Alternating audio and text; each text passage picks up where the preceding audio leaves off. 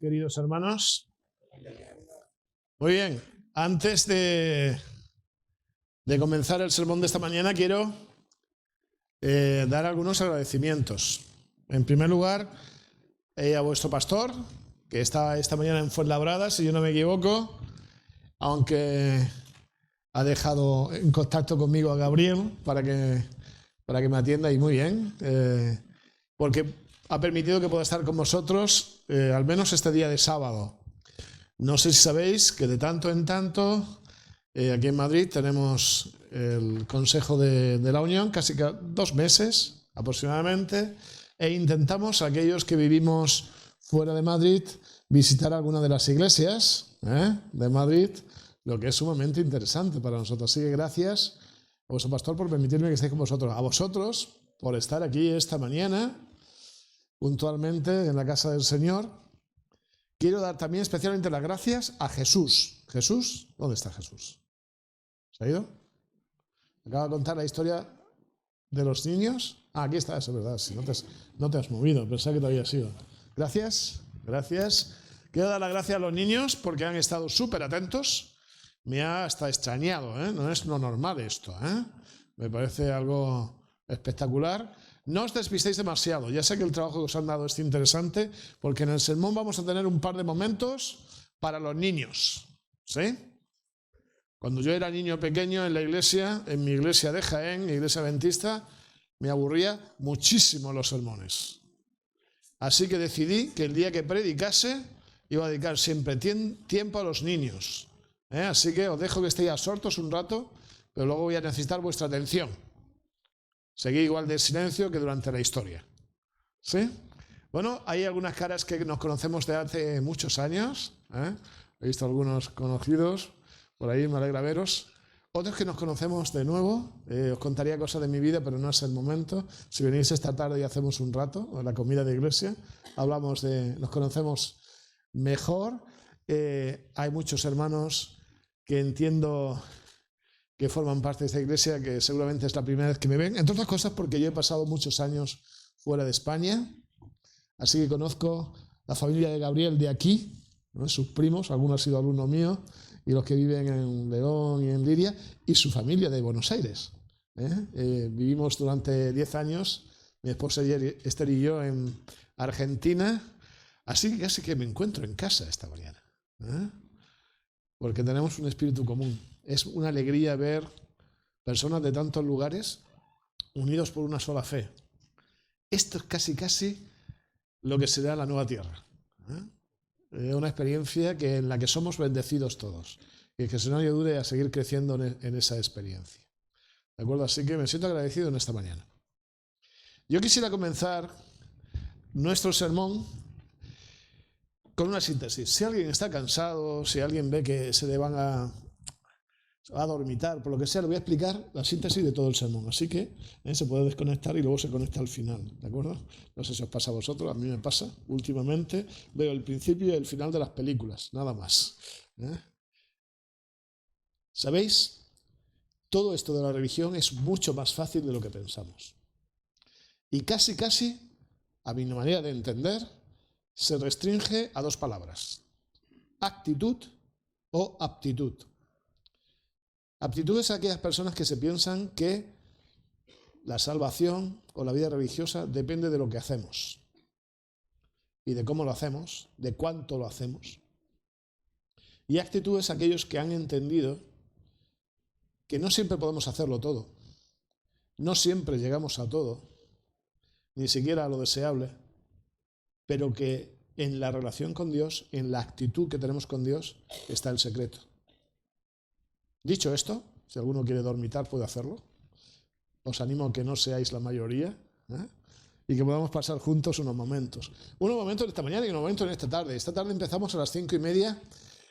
Vamos a comenzar con una sesión de preguntas y respuestas, de preguntas que tengáis a nivel de funcionamiento de la Iglesia en España, a nivel mundial, cosas que no os atrevéis a preguntar y que podéis hacerlo en esta tarde. La idea es que si estoy capacitado y puedo hacerlo, os conteste, que podamos tener un diálogo. Y después tendremos un taller de capacidades, ¿de acuerdo? De ver ya aunque solo sea por curiosidad, según Pablo, cuáles serían las capacidades que tenéis, los dones y talentos, ¿de acuerdo? Y cómo podéis crecer en ello.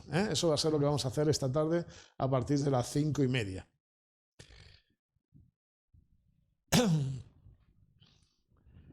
Gestión de vida cristiana. ¿Por qué gestión de vida cristiana? ¿Por qué este concepto? ¿Por qué razón nosotros nos encontramos en este momento con un departamento que seguramente ha cambiado en su significado a lo largo del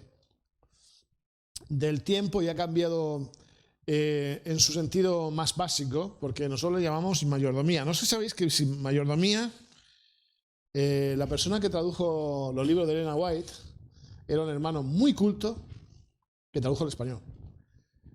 Un hermano muy formado, de origen peruano, que vivía en Estados Unidos, pero era tan culto, que cuando tradujo los libros de Elena White, los tradujo mucho más complicados que en inglés.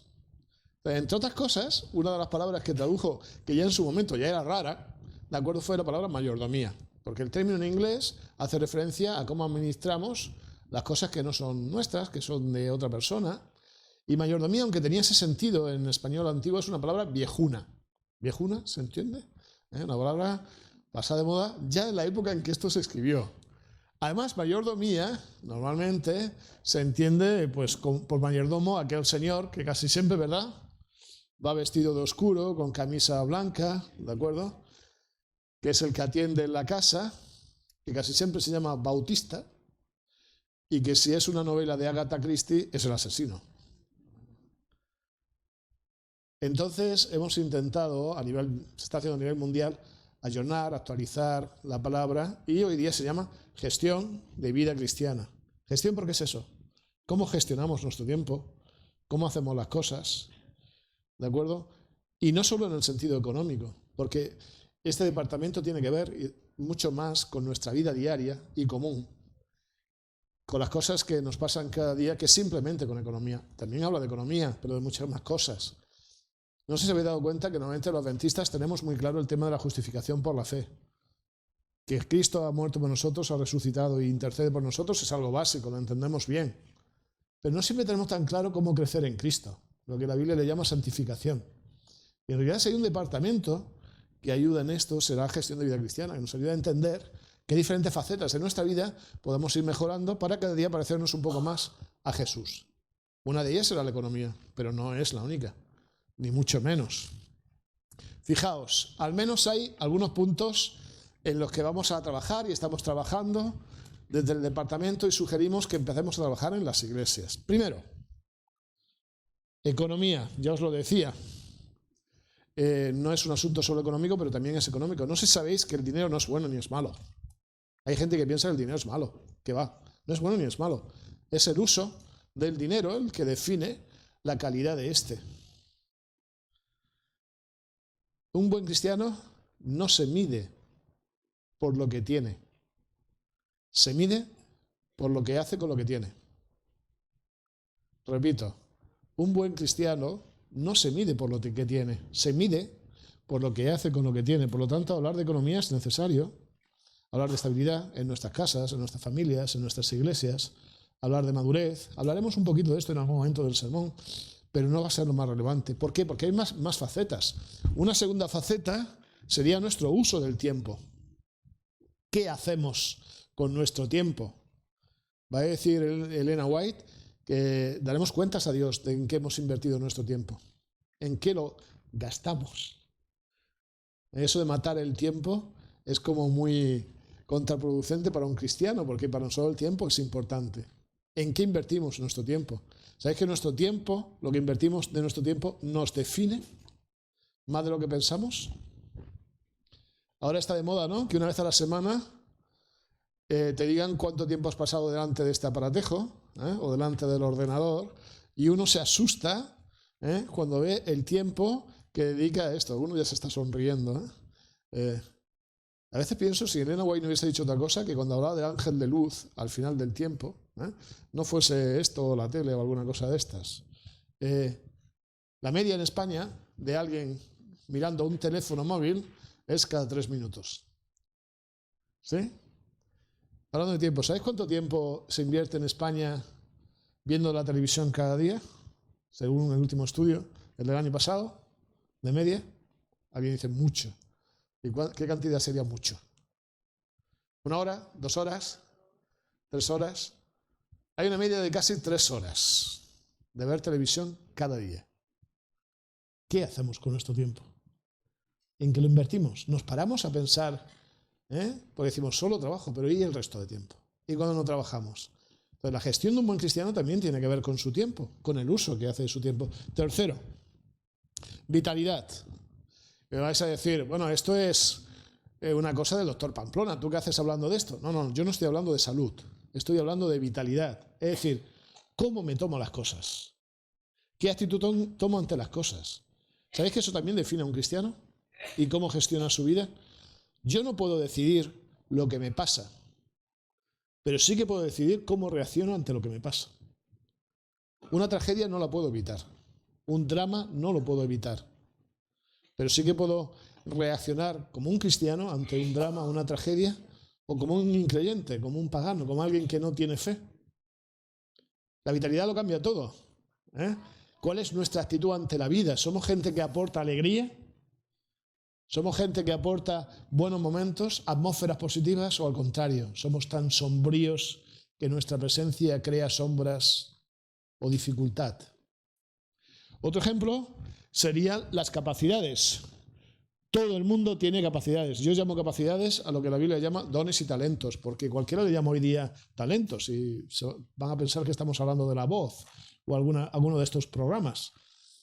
Capacidades, todos tenemos capacidades, todos tenemos talentos. ¿Sabéis? En la palabra de Jesús a los mayordomos, a los gestores de vida cristiana, dicen que a uno de ellos le dio un talento. Un talento. Un talento. Y decimos, pobre hombre, ¿no? Oye, ¿solo un talento? ¿Sabéis cuánto pesaba un talento? 38 kilos de plata. Eran 1000 días sin trabajar de un trabajador de la época. Mucho dinero, ¿eh? Era como la lotería, pero en aquella época. ¿Sí? Al que le da un talento, le da muchísimo. Muchísimo. Todos tenemos talentos y tenemos muchos talentos. De eso quiero hablar bastante esta tarde. ¿En qué los invertimos? Todos tenemos. Al que diga, no, yo no tengo, no, todos. Al menos el Señor así lo ha dicho. Todos tenemos muchos talentos. ¿Cómo los gestionamos?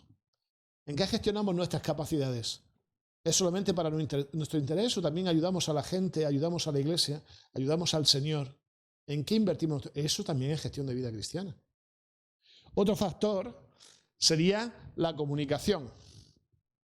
¿Sabéis que Aristóteles decía que la persona se diferenciaba de los animales en una cosa? Que habla. Muy bien. Que habla, algunos más que otros. Habla muchísimo algunos. ¿Sabéis? Lo que hablamos nos define. ¿De qué hablamos? ¿De fútbol? Últimamente, los últimos días, ¿de política? ¿De qué hablamos? ¿Del sálvame? ¿Dónde están nuestras palabras? Porque la Biblia va a decir que nuestras palabras son el resultado de lo que hay aquí dentro, ¿verdad? ¿Sabéis? Yo tengo un sobrino, el hijo pequeño de mi hermana pequeña, que es muy divertido. Y le encanta hablar. Y le encanta el fútbol. Y no le gusta, además, estudiar. Dice que se siente muy triste porque él ha tenido la desgracia de nacer en una familia a los que todo le gusta leer. Entonces, y a él no le gusta leer. ¿De acuerdo? Un día estábamos juntos y le encanta el fútbol. Y sabe que a mí no me gusta el fútbol. Bueno, no es que no me gusta, es que no me interesa el fútbol. Así que fue muy divertida una conversación que teníamos.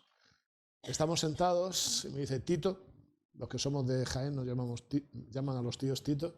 Tito, tú has vivido en Argentina, ¿verdad? Yo, sí, en Argentina. ¿Y tú qué hacías en Argentina? Pues yo daba clases en una universidad y trabajaba gestionando cosas en una universidad. ¿Y tú por qué dabas clases? Yo le explico por qué daba clases. ¿Y de qué dabas clases? Y le explico por qué dabas clases. Se queda callado, me mira se sonríe y me dice, Messi es de Argentina, ¿verdad? Sí, sí, Messi es de Argentina. Dice, pero no es tan bueno como Ronaldo. Y el resto de conversación fue acerca de las bondades de Ronaldo y del Real Madrid en aquel momento. Me hizo mucha gracia porque dije, de la abundancia del corazón habla la boca. ¿Qué comunicamos? ¿Qué es lo que comunicamos?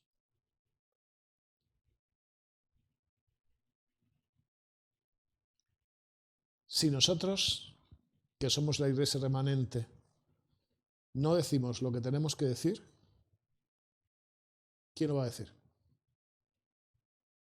Si nosotros no hablamos de la esperanza, de la nueva tierra, del horizonte que tenemos a los demás, ¿quién lo va a decir? Es más, voy más lejos. No es justo que nosotros tengamos una verdad tan hermosa y no la compartamos.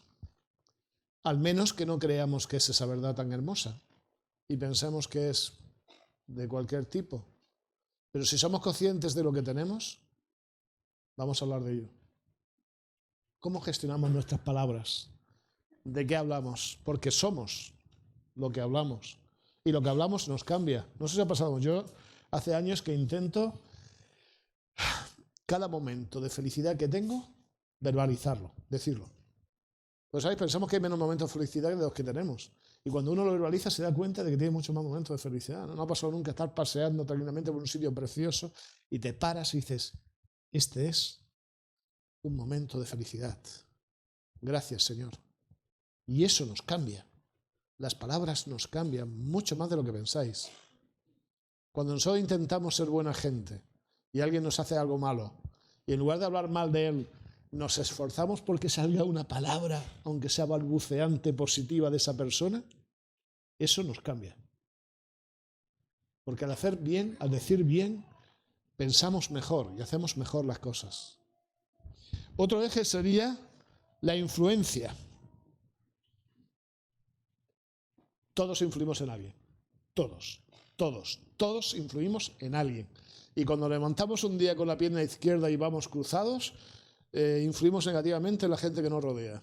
Y cuando levantamos un día bien, con ganas de mejorar el mundo, influimos positivamente en la gente que nos rodea. Todos influimos en alguien. No importa la condición, la clase social o el lugar en la vida donde se encuentre. Todos influimos. ¿Cómo influimos? Es la clave. Cuando yo tenía 12 años y tuve la oportunidad de empezar a ir a la iglesia, aunque yo era adventista, pero no podíamos ir a la iglesia por cuestiones familiares, una señora mayor me pidió que fuese a su casa un día a la semana a leerle la Biblia. Era una señora de la iglesia, mayor, se llamaba Margarita. Era una mujer andaluza de esas, divertidísimas, muy ama en su casa, viuda y analfabeta. No sabía leer. Entonces ella me pidió que fuese un día a la semana a su casa a leerle la Biblia. Así que yo terminaba la clase, en mi casa, me arreglaba, ¿de acuerdo? Cogía mi Biblia, mi mochila y me iba caminando a casa de Margarita. Me sentaba en su mesa camilla, me acordaré siempre, con una colchita de estas así de ganchillo, blanco, con unas flores que siempre estaban nuevas, con un montón de macetas en su patio. Me sentaba con Margarita y le empezaba a leer la Biblia. Y en más de una ocasión, yo estaba leyendo, me paraba para respirar y Margarita seguía con el texto. Sabía el texto de memoria. Y en alguna otra ocasión me volví a parar y Margarita seguía con el texto. Margarita no necesitaba que yo leyese la Biblia. Margarita lo que quería es que un chaval adolescente fortaleciera, ¿de acuerdo?, su misión y su gana de hacer cosas por los demás. Esa mujer mayor, analfabeta, sin estudios, fue el mayor influencer de esa época de mi vida. Todos influimos en alguien. Todos. Hasta el que aparentemente es el más humilde. Todos.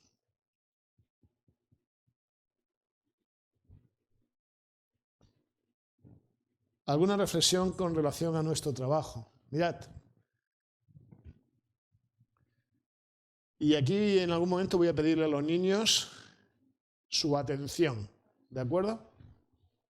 ¿Sabéis? Nosotros tenemos muy claro, y de esta tarde vamos a hablar de esto, que hay una gran parte de nuestra iglesia que ha de colaborar, son los adultos, los jóvenes, los que estamos acostumbrados que colaboren con las actividades de la iglesia. Pero sabéis, hay dos franjas de las que hablamos poco en colaboración. Yo le llamo a los que gran colaboran, como hoy día se dice todo en inglés, y así queda mucho más interesante, yo llamo a todos aquellos que colaboran COPs, de cooperadores, ¿vale? Aunque las estadísticas dicen algo que sorprende, sobre todo hay una universidad, la Fuller, en Estados Unidos, en la ciudad de Pasadena, una universidad especialista en iglesias, en crecimiento de iglesias, que dice que lo normal es que la gente que colabora en las iglesias sea proporcional a un 80-20. Es decir, 20 trabajan y 80 reciben el trabajo de los que trabajan. ¿Y pasa algo parecido o no? ¿Eh? ¿80-20? Bueno, nuestra idea es que ojalá dejase de ser 80-20, pasase 75-25, 70-30, 65-35 y que en nuestras iglesias colaborase todo el mundo, porque sabéis una cosa, y lo hablaremos esta tarde, si todos tenemos talentos y tenemos capacidades y solamente trabajamos cuando nos toca tener un cargo en la iglesia, la verdad es que tenemos un montón de talentos, ¿de acuerdo? Mal empleados o poco empleados, ¿de acuerdo? Bueno, eso es una cosa. Pero estamos intentando con el departamento trabajar con otros extremos con los que no siempre se cuenta, al menos en actividades que no sean de autoconsumo, sino que sean de ayuda a los demás, de evangelización, de apoyo a los demás. Y aquí tenéis a vuestra derecha una propuesta que estamos haciendo a la gente mayor y que desde ya os animamos a hacer. No sé si os habéis dado cuenta que hay personas que conforme van cargándose de años, que no es algo negativo, sino que es algo que a veces tiene impedimentos físicos, les cuesta más salir de casa, moverse, ¿de acuerdo? Y visitar o hacer alguna actividad. Hay gente mayor que le cuesta mucho moverse. Yo pienso en mi madre. Y es como que pensásemos o pensaríamos que están ausentes de la misión. Pues yo propongo algo distinto. Algo que he descubierto en mi madre, que creo que se da en muchas otras señoras y señores de edad. Y es lo que yo le he llamado el texting. A ver, os voy a explicar lo que es. No sé si os pasa a nosotros. Nosotros nos reímos en casa porque decimos que mi madre es un GPS. Porque nos tiene a todos los hijos geolocalizados. Gracias al amigo WhatsApp. ¿De acuerdo? WhatsApp, ¿dónde estás? ¿Cuándo vas a volver? ¿Qué te ha pasado? Entonces informa. Y yo digo, a mi mamá, que yo ya tengo una edad como para que andemos con esta relación, ¿no? Pero bueno, es madre, no vamos a cambiar esto. Forma parte de la condición natural del ser humano, ¿verdad? Pero también me he dado cuenta que gracias al WhatsApp, ella tiene su núcleo de amigas, adventistas y no adventistas, donde se animan, donde se envían sus mensajes, sus imágenes. Y he pensado, fíjate que casi no se puede mover, que está en casa, que a veces le duelen las manos, pero esto del WhatsAppeo lo hace muy bien. Y esto hay que promoverlo. Hay que promover que nuestra gente haga bien, aunque no se puedan mover de donde estén. Que se metan a mandar mensajitos, a dar ánimo, no a intoxicar demasiado, no a hacer de GPS, esa no es la idea, pero que ayuden a los demás. Eso es bueno. Que sepan que alguien está pasando un mal momento, que alguien necesita oración ¿sabéis? Y que les escriban eso, digan, estoy orando por ti. ¿Sabéis que la oración, además de la participación de Dios en nuestra historia, tiene algo buenísimo? Y es saber que otra gente te quiere, que otra gente se preocupa por ti. Cada mañana en mis clases nosotros oramos por alguien. Y después de orar por alguien le digo, por favor, a quien ha hecho petición, dile a esa persona que estamos orando por ella. Porque cuando tú sabes que oran por ti, ¿de acuerdo? Hay una cercanía, hay un vínculo.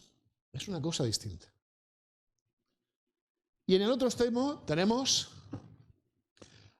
a nuestros niños. Vamos a ver.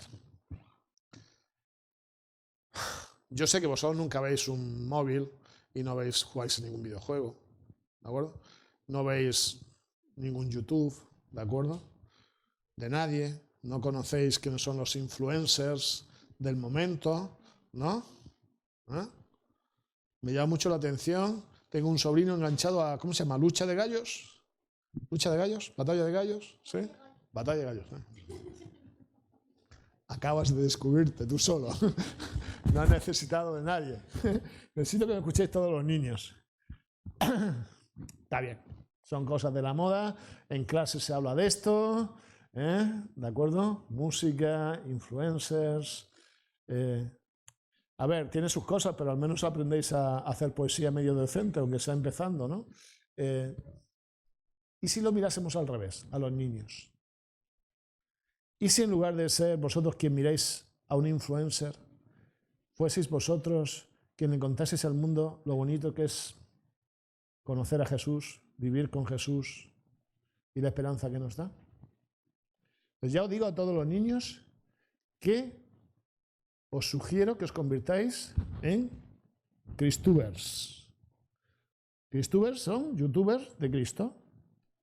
¿Sabéis? El año pasado llegué a una iglesia en Castellón donde los niños estaban estudiando la Biblia, leyendo toda la Biblia y haciendo informe. Yo le dije, si cuando acabe el año vosotros subís vuestra experiencia a YouTube, ¿de acuerdo? Los mejores mensajes, yo os voy a dar un regalo.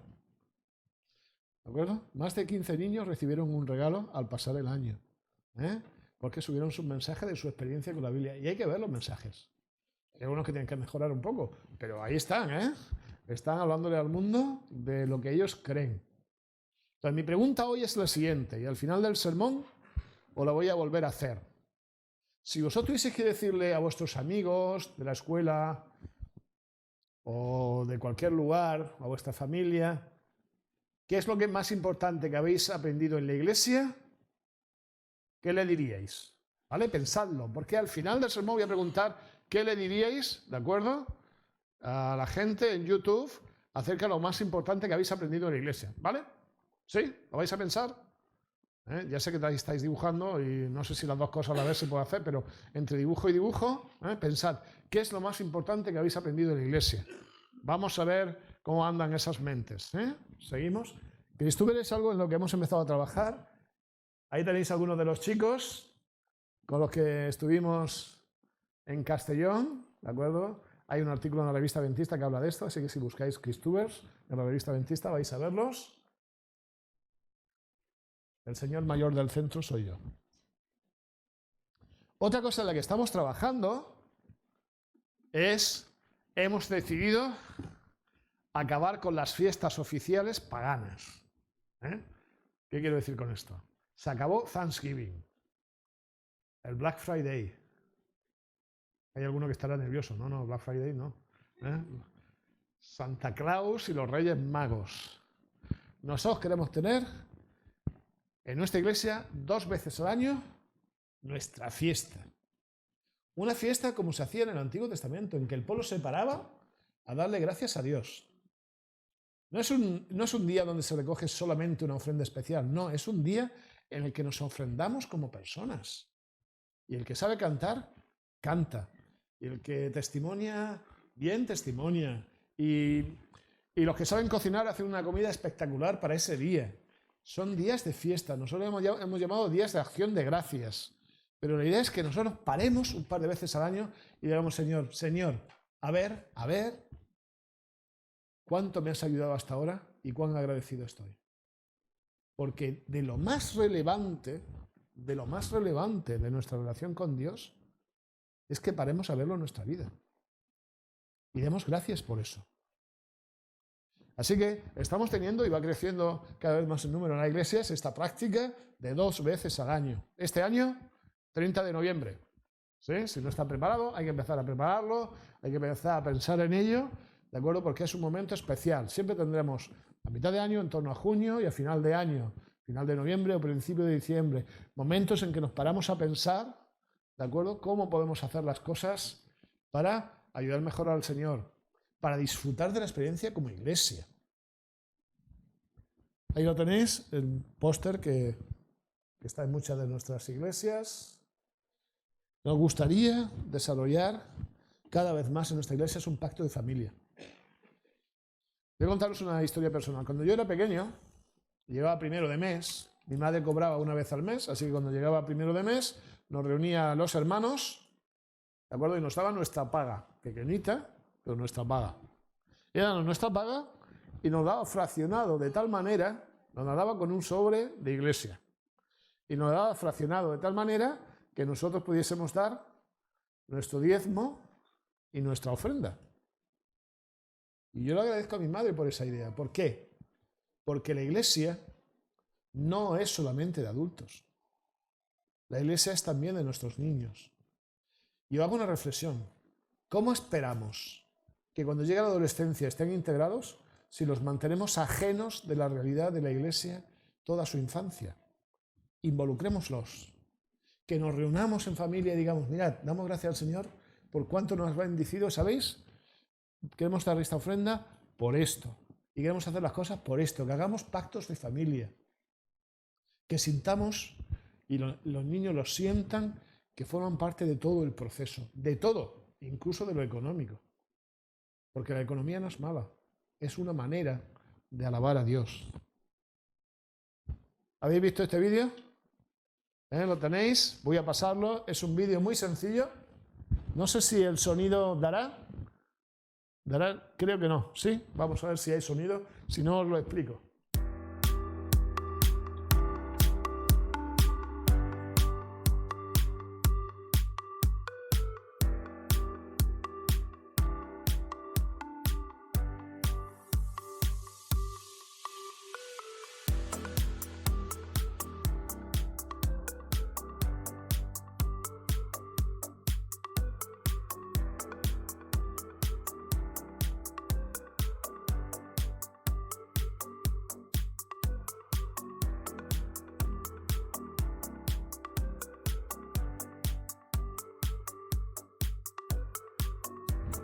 ¿Se ve de fondo la letra? Vale. Ahora, muy bien.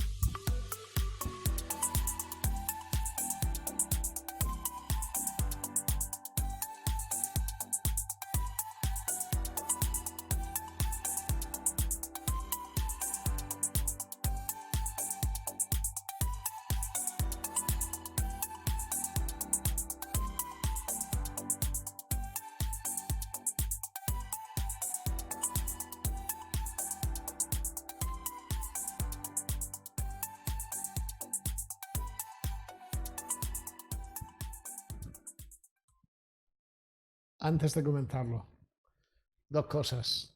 Una, hay quien dice que el equipo de la Unión de esta gestión es el equipo de los vídeos. Bueno, pasamos el rato enviando vídeos de todo tipo. Bueno, es una vía de comunicarse, ¿no? Esos son una serie de vídeos que estamos preparando, enviamos a los tesoreros, a los pastores, gestión de vida cristiana, para que los paséis por WhatsApp, por diferentes medios de redes sociales. Son cortitos, casi siempre animaciones. Porque es una manera fácil de llegar. ¿Cuántos de vosotros, la segunda cosa, antes de explicarlo, creéis que sois capaces cada mes de ahorrar 2 euros? ¿Alguien? ¿Nadie es capaz de ahorrar 2 euros? Estamos mal, ¿eh? Está la cosa económicamente fatal. Hay unos cuantos que pueden ahorrar 2 euros, ¿verdad? Os voy a contar un secreto. Sabéis que nosotros hemos salido de una crisis económica, estamos saliendo gracias a Dios, el Señor nos está bendiciendo poco a poco, pero nos está bendiciendo, pero todavía tenemos crisis en algunas de nuestras iglesias económicas. Es la manera que tiene Satanás en este momento de impedir que hagamos bien la misión, nos ahoga económicamente. No sé si sabéis que si cada miembro de iglesia de la Unión Española, de todos los miembros de la Española, cada miembro de iglesia, al mes, no cada semana, al mes, incrementase su ofrenda 2 euros, nosotros no tendríamos problema económico. Increíble, ¿no? No es que estamos hablando de cantidades desorbitantes. Es decir, tengo la posibilidad de, yo qué sé, comprarme en una confitería un dulce que sé que el azúcar no me hace mucho bien, no me lo compro este mes, incremento 2 euros al mes nuestra ofrenda. No tendríamos problemas económicos. Lo dejo ahí, nosotros mismos. ¿Por qué lo dejo ahí? Lo vamos a hablar luego porque Pablo lo dice con claridad. Una ofrenda es voluntaria y se tiene que dar con alegría. Si alguien no es capaz de dar 2 euros voluntarios con alegría, que no los dé. Pero ese es parte del secreto, no es más complicado. Fijaos qué interesante. Por eso estamos haciendo la promoción, ¿de acuerdo? De Súmate, Suma 2, y que lo hagamos en familia, que lo hablemos, que podamos hacerlo como un pacto en familia. ¿Vale? ¿Qué vamos a recibir muy pronto? Si todo va bien, yo pensaba que para final de año, pero no va a ser para esa fecha, seguramente será como novedad para nuestro congreso que haremos abril-mayo, en final de abril, principio de mayo, en Zaragoza, al que estáis todos invitados.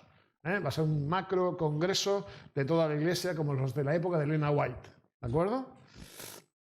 Quizá presentemos esto como novedad. La primera cosa, estamos preparando cuentos para niños que expliquen todo lo que tiene que ver con gestión de vida cristiana. Esta va a ser nuestra protagonista. Se llama Moni. ¿De acuerdo? Su hermano se llama Euro. Y el perro Décimo. El padre Fidel. Y la madre Laia. ¿Vale? Vamos a ver cómo hacemos con ellos, si están listos. Estoy dibujando mucho para nuestros niños y quiero que, si es posible, que esté para esa fecha nuestro primer libro, que sea una colección gratis, en PDF, que lo podáis descargar, que lo puedan ver en sus tablets, que no nos cueste nada, pero que les ayude mucho a entender cosas. Y la segunda, que calculo que también estará para esa época, va a ser un curso en Internet para uno de los grandes problemas de nuestra iglesia, que tiene que ver con la influencia. Nos hemos dado cuenta que la mayoría de los problemas que tenemos son de relación. Hay algún problema doctrinal de vez en cuando, pues ya está. Pero son más los problemas de relación que los doctrinales. Entonces, estamos haciendo un curso, está ya elaborado el contenido, falta hacer los vídeos y montarlos. Un curso que os podéis descargar y hacer cada uno de los que queráis sobre mediación. Es decir, os veis en medio de un lío, 2 hermanos que se han enfadado y uno dice, ¿y ahora qué hago? ¿Cómo intercedo? ¿Cómo hago las cosas? Bueno, este curso va con relación a esto. ¿Cómo podemos hacer? Que nos dé ideas para hacer una buena mediación, para que haya buen ambiente en nuestra iglesia. Le llamamos relacionarte. ¿Allá va?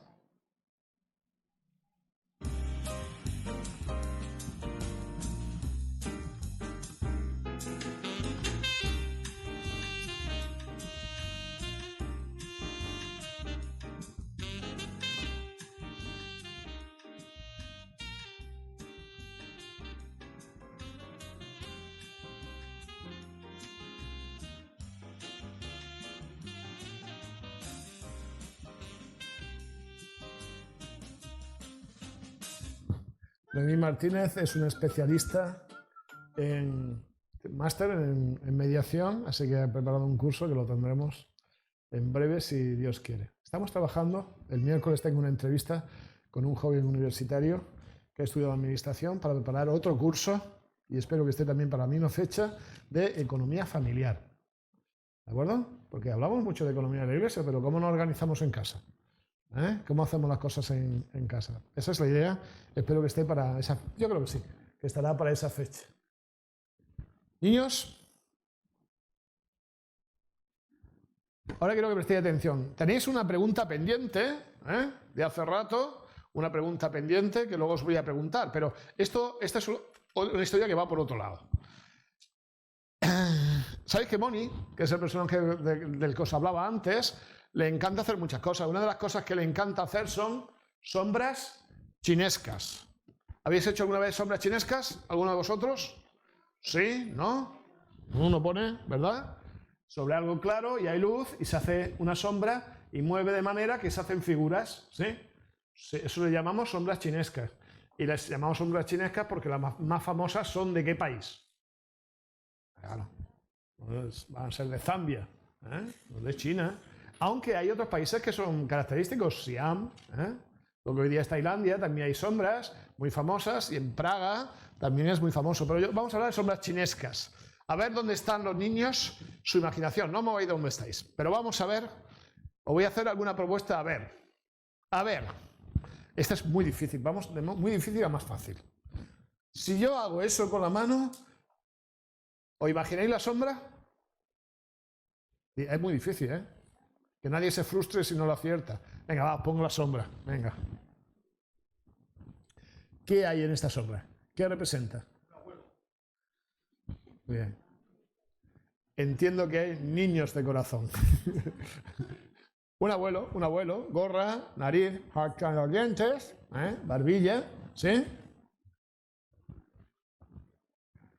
Nariz, barbilla, faltan los dientes, la gorra, una ceja enorme.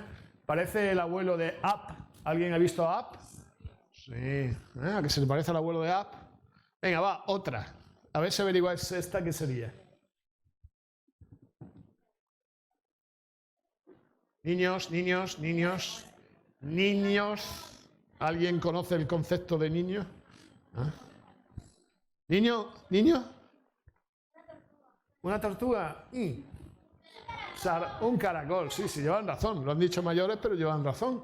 Un caracol, ¿sí? Si lo hacéis luego esto en casa, hice estos dibujos fáciles para que los podáis hacer en casa. Si hacéis luego esto en casa y ponéis así las manos, os sale un caracol.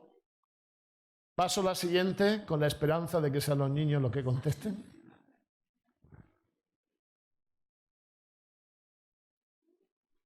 Va, pongo la sombra. Una vaca. Bien, una vaca, bien. Un toro. A ver, hace falta ajustar mucho para diferenciar en la sombra vaca de toro, ¿eh? Es una vaca. Sí, estoy seguro que si estuviese poniendo esta diapositiva con mis amigos en Argentina me dirían el tipo de vaca y qué partes de la vaca se van a comer. Una vaca, ¿eh? ¿Sí? Venga, uno más. Esta es súper fácil. Una pistola no, porque no es un animal.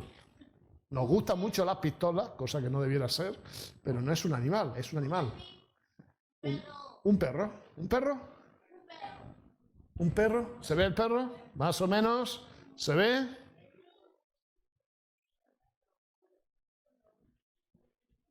Siguiente. Aquí lo van a contestar los que hayan sido muy observadores. Porque, a ver, ¿quién ha dicho eso? Ahí al fondo. Muy bien. Porque la primera diapositiva que hemos puesto, cuando decíamos que Moni le gustaban sopas chinescas, era esto, ¿no? Era un conejo. Bueno, esta es la manera difícil de hacer un conejo. La más fácil es así. Ponéis así. Esa es la fácil de hacer un conejo. Bueno. Pues ahora viene la prueba. Y no sé si la vais a superar, ¿eh? Yo os voy a poner una sombra. No unas manos, sino una sombra. Y vosotros no podéis mover las manos en absoluto. Ni vuestros padres, ni vuestros familiares tampoco. Hasta el final del sermón. Yo al final del sermón os voy a preguntar, ¿de acuerdo?, ¿cómo haríais esta sombra? Pero solo podéis hacerlo con las manos al final del sermón, no antes. ¿Se entiende? Voy a decirlo otra vez porque mi experiencia es que aunque yo lo diga, no se entiende. Nadie puede mover las manos. Y nadie ahora no solo hace referencia a los niños. ¿De acuerdo? Nadie puede mover las manos. El que mueva las manos pierde. Él lo ha hecho muy bien. Las manos debajo de las piernas. ¿Vale? ¿Lo tenemos? Yo os voy a presentar la sombra. La observáis muy bien. Lo voy a dejar unos segundos y pensáis cómo lo haré. Y tenéis todo el sermón, ¿de acuerdo? Para cómo lo haré. Y al final del sermón os voy a decir, a ver. Y entonces sí que podéis usar vuestras manos. ¿Se entiende? Nadie. Ya sé que, aunque digo esto, siempre hay alguien que lo hace. Pero nadie. ¿Sí? ¿La pongo?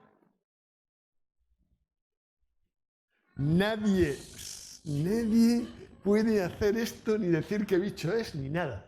Silencio absoluto. Como si fueseis, resistid la tentación. ¿Lo tenéis ahí? ¿Lo estáis observando bien? Ya sabéis qué es. Ya, no lo digáis. Ya sabemos lo que es. Tenéis que pensar cómo lo haríais. ¿Vale? ¿Está? ¿Lo tenemos? ¿Sí? Al final del sermón voy a deciros dos cosas. Primero, qué es lo que más os gusta y os ha llamado la atención de la iglesia. Y después os voy a preguntar cómo haríais esto. ¿Vale? ¿Lo tenemos?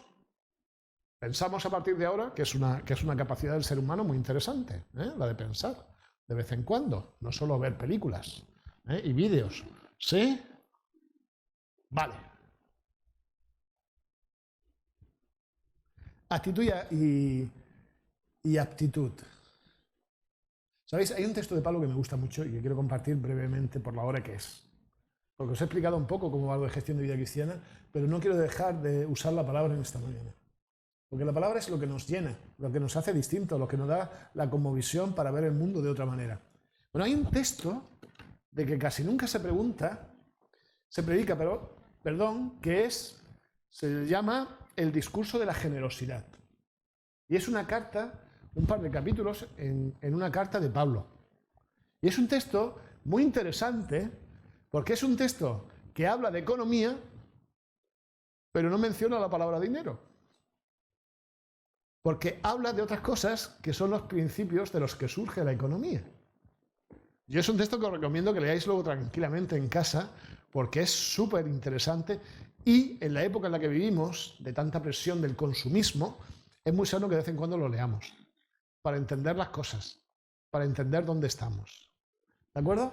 Ese texto se encuentra en 2 Corintios, en los capítulos 8 y 9. Brevemente, os explico el contexto. Corinto, una ciudad con muchísima gente de lugares distintos. ¿Os suena algo? Una ciudad grande. ¿Suena algo? Una ciudad que tenía 2 puertos, lo que era muy raro en su época. Tener un puerto era ser una ciudad importante. Tener 2 puertos era ¡wow! ¿De acuerdo? ¿Madrid cuánto tiene? Un aeropuerto, Barajas y otro militar, ¿no? ¿Sí? Bueno, 2. ¿Vemos el paralelismo? ¿Sí? No es tan distinto. Era una iglesia de gente con las ideas muy claras, pero que tenía problemas de relación.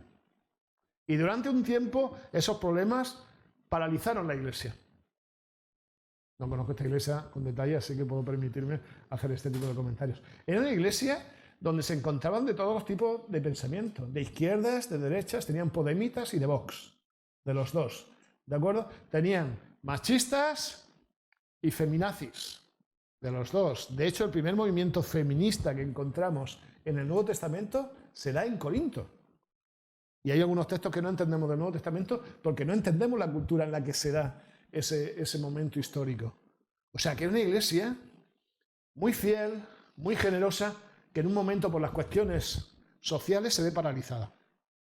Era una iglesia que había comenzado un proyecto de ayuda a la gente desfavorecida que vivía en Judea.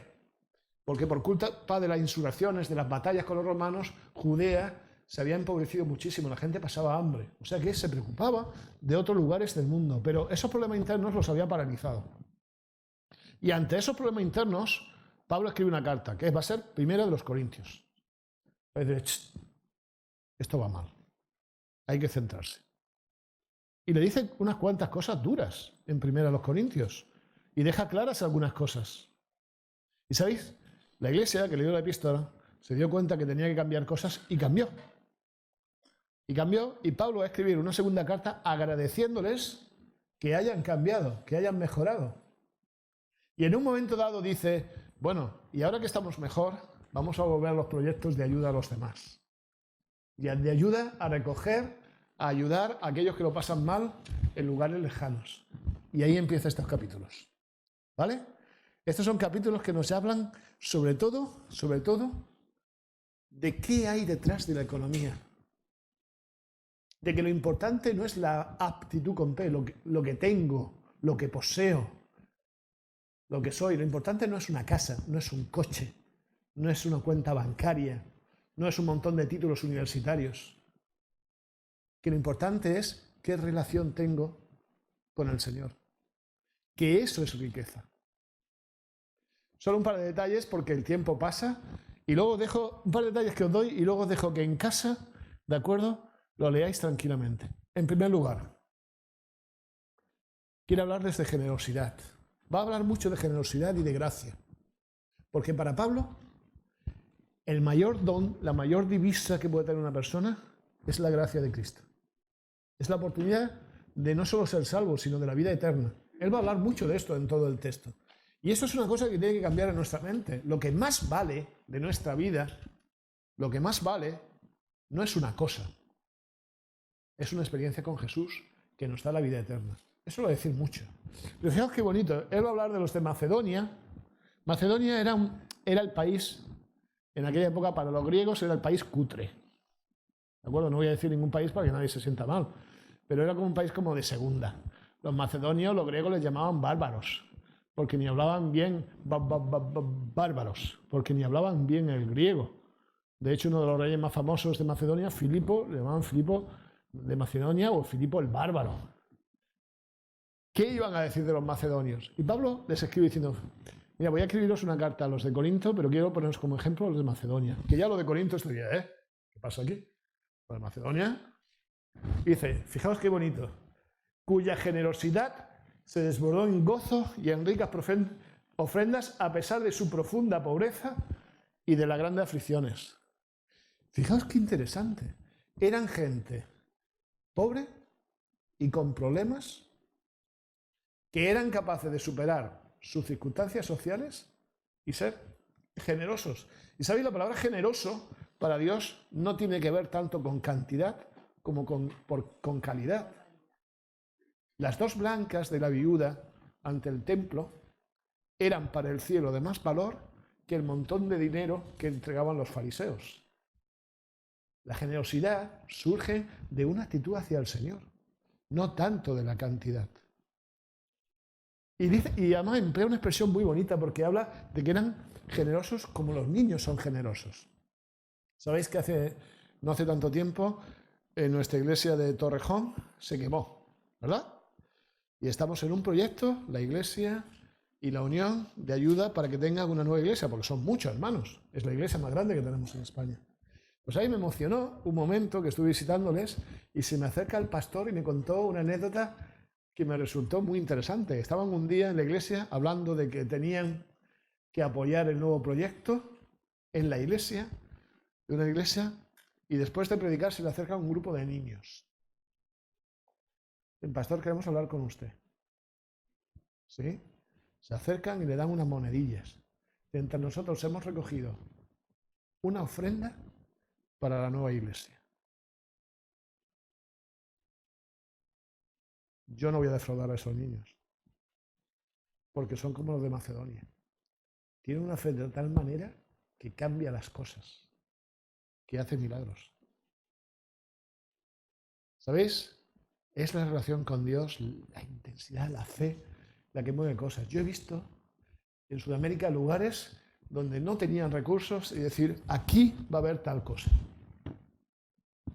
Y pasar un año o dos después y ahí estaba esa cosa. Porque la actitud hace más, ¿de acuerdo?, que otras cuestiones. La relación hace más que otras cuestiones. Ellos no eran ricos. Él va a hablar de manera muy interesante acerca de las posibilidades. Y las posibilidades tienen que ver con nuestra actitud, porque Dios es el Dios de los recursos. Él es el que tiene las posibilidades. ¿Sabéis que lo único que Dios no puede conseguir es nuestra actitud? Todo lo demás lo puede poner en la mesa. Dios es el Dios del universo. No siempre nos lo creemos esto. Dios es el Dios de lo posible. Lo que no puede es ir en contra de nuestra voluntad, obligarnos a algo. Pero Dios lo puede todo. Y eso parece que no lo hayamos entendido del todo todavía. Pablo va a hablar de asertividad. Fijaos qué texto tan curioso. Yo lo hablaba esta mañana en la escuela sabática. Nosotros hemos vivido en la iglesia adventista muchos años de actitud pasivo-agresiva. ¿Vale? Y sobre todo, había que aguantar. Y sobre todo, si alguien hacía algo bien, no había que decírselo. No fuera que se lo creyese. Ahora, si hacía algo mal, no teníamos ningún reparo en acercarnos a decirnos lo que había hecho mal, ¿verdad? Fijaos qué curioso es Pablo. Pablo se acerca a los corintios y les va a decir lo bueno que son. Porque no hay problema en decir cuando alguien hace algo bien. Y luego cómo pueden mejorar. Fijaos qué texto tan curioso. Por lo tanto, ya que sobresalís en todo, es decir, en fe, en palabra, en conocimiento, en todo esmero, en amor por nosotros. Eran gente culta, detallista, trabajadora, se llevaba bien con la unión. Sobresalís también en este acto de amor. ¿Sabéis? Qué bonito es esto. Es decir, yo reconozco lo bueno que hacéis. Ahora, en vuestro crecimiento con esta iglesia, dad el siguiente paso. Es lo normal. Es lo bueno. Todos crecemos en Cristo y hemos de seguir dando pasos siempre. Pasos que fortalezcan nuestro carácter y el amor por los demás. ¿Alguna idea más? Habla de ofrendas y es muy curioso que habla de algo que a veces olvidamos. Y es que una ofrenda es algo voluntario. Igual que el diezmo es algo que no es nuestro, que está del Señor, una ofrenda es voluntaria. Dice, no os estoy dando órdenes. ¿Sabéis por qué no podía dar órdenes? Porque si daba una orden, no era ofrenda. Y esto tenemos que tenerlo aquí instalado. Mucha gente me pregunta, ¿cuánto hay que dar de ofrenda? ¿3%, 5%, 2%? El agua dice que eso es mi relación con el Señor. Y a más agradecimiento, pues yo racionaré mejor. Pero es una cuestión que tiene que ver con nuestra relación con Dios. Con cómo el Señor bendice y cómo reconocemos esa bendición. De todas maneras, Pablo, por si alguno no lo tiene claro, dice, ahora sí os digo una cosa, que si estamos hablando de regalar, quien más ha regalado es Dios. ¿Que nos regaló a quién? A su Hijo. Que siendo todo, se hizo nada porque nosotros éramos nada y quería que fuésemos algo. Y ese sí que es un don. Ahora, si eso no nos afecta, pues bueno, eso es otro tema, dirá Pablo. Es muy curioso que él sigue hablando de la justicia, de que no es que nosotros nos quedemos pobres para que otros sean ricos. Él habla del equilibrio, pero también dice que no es justo, ¿de acuerdo?, que haya gente cerca de nosotros que lo pase mal cuando nosotros tenemos algo. Y cuando hablo de esto no hablo solo de dinero, ¿eh? ¿Me permitís un paréntesis? Hay mucha gente ahí afuera con ansiedad, con miedo, con soledad, y nosotros tenemos una verdad que compensa todo eso. Y tenemos que decirlo. No es justo que nosotros tengamos la oportunidad de vivir tranquilos con la esperanza de la nueva tierra, de la vida eterna, y que otros vivan con tristeza, ¿de acuerdo? Porque tienen un límite de esperanza corto. Bueno, me salto esto, pero brevemente, testimonios. Ahí me llama mucha atención que Pablo dice, le vamos a encargar a Tito que vaya a recoger la ofrenda, pero una cosa, antes de que dijésemos nada a Tito, él ya se ofreció para venir a hacerlo. ¿Sabéis? Hace poco tiempo, un par de años, me llamó a casa el presidente, Óscar. Llamar al presidente me cuesta, porque Óscar fue alumno mío en Sagunto. ¿De acuerdo? Así conozco todos sus momentos. Me llama y me dice, Víctor, hemos pensado que tú seas el responsable de gestión de vida cristiana. Y sabéis que yo di gracias a Dios, porque los últimos años yo me había dedicado a la administración en una universidad y aprendí tanta cosa de Dios, buena, tantos milagros que hace en nuestra vida, cómo una buena gestión da oportunidades a mucha gente, que me faltó tiempo para decirle que estaba de acuerdo, que aceptaba. Porque sabéis una cosa, todos estamos llamados a ser gestores en este tiempo. Porque si yo gestiono bien, otra gente que está a mi alrededor tiene posibilidad de hacer cosas, de vivir mejor, de crecer como persona. En este caso fue Tito, ¿no? ¿De acuerdo? Y con esto voy casi acabando este texto. Un detalle muy curioso. Mirad. Cada uno debe dar según se lo haya propuesto en su corazón. Primera cosa, relación. ¿Cuánto? Pues depende de mi relación con Dios y lo que mi corazón sienta. Cuando yo doy un proyecto en una ofrenda, no estoy hablando de dinero, estoy hablando de relación. Lo que tú te hayas propuesto, lo que tú puedas. Y sigue diciendo, no debe dar con tristeza ni por necesidad. Y esto me llama la atención. Hay gente que echa una monedilla en la bolsa y parece que la vida se le vaya detrás. ¿De acuerdo? Bueno, lo doy porque hay que darlo, porque es la iglesia, porque tenemos tal proyecto. A ver, que Dios no necesita dinero, ¿eh? Que Dios lo que necesita es cuando tú das algo, ¿cómo está tu corazón? Si ese corazón crece en relación con Dios. ¿De acuerdo? Si vas a dar con tristeza, como que a Dios no le hace mucha gracia. Dios quiere que estés fortalecido, que seas una persona que dé con alegría. Porque es el resultado de una relación con Dios. Ni por necesidad, ni por interés. Hay quien da, diciendo, bueno, si yo le doy a Dios, Él me va a dar más. Es que no funciona así la cosa. Es que esto no es una inversión en la bolsa celestial. ¿De acuerdo? No funciona así. Hay una gente que lo piensa de esta manera. Yo doy más al Señor y el Señor me va a bendecir mucho. Y cuando no le bendice, ¿qué pasa? ¿Qué está pasando? ¿No he hecho bien la inversión en el lugar adecuado? ¿Tenía que haberla invertido? No. Dios dice, no va ni con una cosa ni con otra. Y va a decir Pablo, fijaos, porque Dios ama a quien da con... ¿No os imagináis el día que nosotros dejamos un billetito, una monedita en una ofrenda? Resultado de una relación con Dios que nos da alegría. Ese día el corazón del Señor, que ya es grande, se hace más grande. ¡Wow! Esa persona me está entendiendo. ¿Cuántas veces hemos dicho este texto, verdad? Y lo sabemos de memoria. ¿Cuántas veces lo hemos vivido? ¿Cómo hemos vivido este texto? ¿Es nuestra relación económica, es una relación de alegría con el Señor? ¿Es nuestra actitud la correcta? Dios es poderoso como para que abunde en vosotros toda qué. Él no dice va a tener una cuenta bancaria espectacular, te va a tocar la lotería, no dice eso. Dice algo que es mucho mejor. Él te va a dar toda la gracia. Y eso significa todas las posibilidades y todo el tiempo, la eternidad. Para que siempre, en toda circunstancia, tengan todo lo necesario. Qué bonito esto, ¿eh? Para que no nos falte lo básico. En los años, el tiempo que he vivido en Estados Unidos me hacía mucha gracia porque la gente iba a los centros comerciales a ver lo que necesitaba. ¿De acuerdo? Ya te creaban la necesidad en esos sitios, aunque no lo necesitases. Y dice, yo te voy a dar lo que necesites.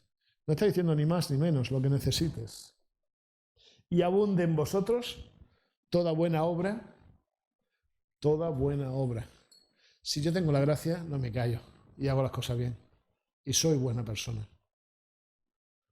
Y esto es lo que vale. Alegría, saber que Dios nos da todo, al menos lo que necesitamos, y la oferta de la vida eterna. ¿Sabéis? Yo cuando leo este texto y veo el mundo en el que estamos, consumista, donde las cosas son cada vez más necesarias, hemos comprado un teléfono y ya estamos necesitando el siguiente, ¿de acuerdo?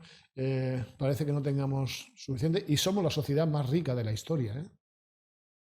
Nunca en la historia se ha vivido con tantas cosas como nosotros. Pues hay tantas cosas que nos cosifican y pensamos en la gente como cosas en lugar de como personas.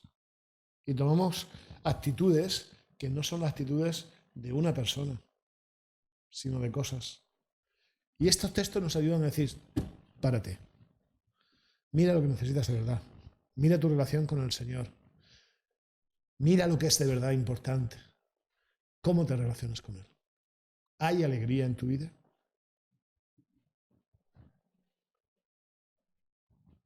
ISS se ha escapado. No sé qué hace ISS, pero volvemos. Los niños, ¿estamos? Primera pregunta va a ser, si fueseis Cristubers y tuvieseis que subir un vídeo a internet, ¿qué es lo que más ha enseñado, mejor os ha aportado la Iglesia? ¿Alguien tiene alguna idea de algo que le haya gustado, le haya aportado a la Iglesia? Porque estamos aquí cada sábado, ¿no? Alguna cosita nos tiene que aportar, si no mal vamos. ¿Cómo te llamas? Antes que nada. Muy bien, nombre muy bonito. ¿Qué te ha aportado la Iglesia a ti?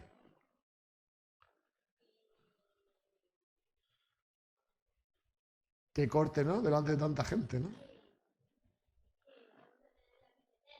Muy bien. Ha estado atento en el sermón. Muy bien. La vida eterna, eso hay que decirlo, ¿eh? Algún día tienes que grabarte en tu teléfono y subirlo a internet y decirle a la gente, yo creo que este mundo es muy bonito, que hay muchas cosas, pero que va a ser mejor. ¿Eh? Muy bien. ¿Cómo te llamas? Daniel. Muy bien.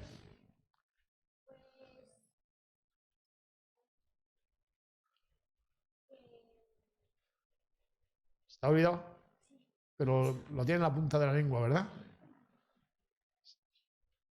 Bueno, en cuanto te llegue me lo dices. Cuando tú digas, ya me ha llegado, me lo dices. ¿Alguien más tiene algo que decir?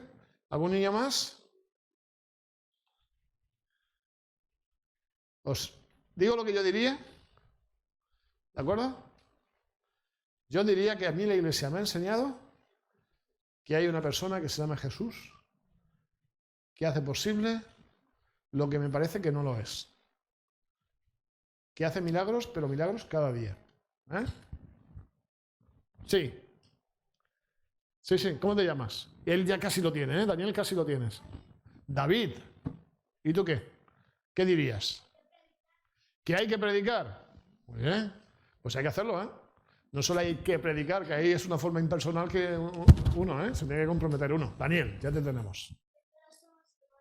Que todos somos hermanos, además es cierto. Somos hermanos incluso hasta los que no venimos a la iglesia cada sábado. La gente que nos rodea, todos son hijos de Dios. Todos, aunque nos parezca raro y hasta extraño, todos somos hijos de Dios. Muy bien, Daniel. Bueno, al resto. Os agradezco, ¿eh? Y esto hay que decirlo, ¿eh? Hay que decirlo a la gente, a nuestros amigos. Sois líderes magnéticos, ¿no? Eso nos han dicho esta mañana. Y hay muchas maneras de decir las cosas a los demás para que conozcan a Jesús. Hace no mucho iba en el metro con Adrián, ¿de acuerdo?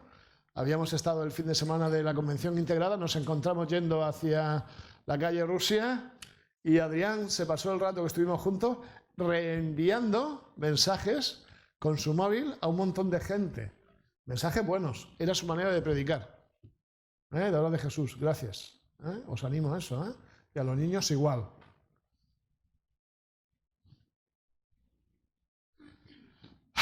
No, todavía las manos no, todavía no. No, un poquito más. ¿De qué es esta sombra imagen? ¿De qué? ¿De una paloma? ¿Sí? ¿Paloma? ¿Sí? ¿Paloma? Bien. ¿Y alguien sabe la paloma? Si todavía no he hecho la pregunta. ¿Y alguien sabe la paloma de qué es símbolo? No, pues sabéis que la paz es posterior, no es la Biblia. La paz, eso fue un invento de Picasso. Del Espíritu Santo. La paz fue un invento de Picasso en una iglesia que se llama Vallauris, en Francia. ¿De acuerdo? Del Espíritu Santo. ¿Por qué? Porque cuando Jesús fue bautizado, el Espíritu Santo apareció con forma de... Muy bien. Dicho esto, ¿preparados? ¿Vale? ¿Listos? Y ya podéis intentar hacerlo. A ver, manos por ahí. Si algún adulto también lo quiere hacer, también puede hacerlo. Manos por ahí. ¿Hay algún adulto que está entrando en la dinámica? Muy bien. Manos por ahí. No sé si ha pasado alguna vez, pero cuando uno aprende sombras chinescas, una de las primeras sombras que aprende es esta, ¿verdad? ¿Sí? ¿Sí? ¿Lo haríais así? Solo hay un pequeño detalle. A ver, ¿podéis contar vuestros dedos? Es una sombra. 1, 2, 3, 4. 1, 2, 3, 4, 5, 6, 7. Voy a deciros una cosa. Y vas a decir, no es posible.